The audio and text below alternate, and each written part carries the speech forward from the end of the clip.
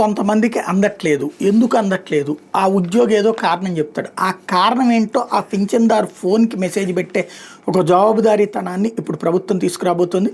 గ్రామ వార్డు సచివాలయ సిబ్బంది పింఛను పంపిణీ చేసే సమయంలో లబ్ధిదారు ఇంటి వద్ద లేకపోయినా, ఏదైనా కారణం వల్ల ఆ నెల పింఛను తీసుకోకపోయినా, అలాంటి లబ్ధిదారులు సెల్ ఫోన్‌కి సమాచారం అందించాలని సెర్చ్ అధికారులు నిర్ణయించారు.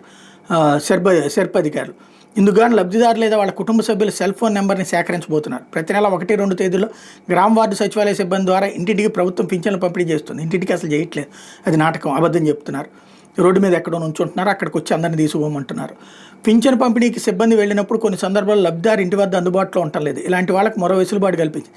1వ తేదీన లబ్ధిదారు అందుబాటులో లేకపోతే మరుసటి నెల వరకు వాళ్ళు ఆగకుండా 2వ తేదీ మధ్యాహ్నం 2 నుంచి 5 గంటల మధ్య సచివాలయానికి వెళ్ళి తీసుకునే అవకాశం ఇచ్చింది. ఇదేం కర్మ, ఇదివరకు 7 రోజుల పాటు వాళ్ళు తీసుకెళ్ళి ఇచ్చేవాళ్ళు. ఇప్పుడైనా 7 రోజుల్లోపు ఎప్పుడైనా తీసుకెళ్ళి ఇవ్వచ్చు కదా.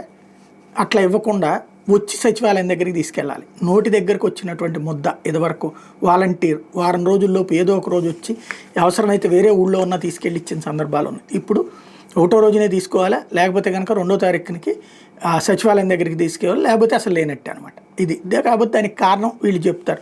కారణం ఇంటి దగ్గర లేరు అని చెప్తారు. వాళ్ళు ఇంటికి వెళ్తే కదా ఇంటి దగ్గర ఉన్నారు లేదు తెలిసేది.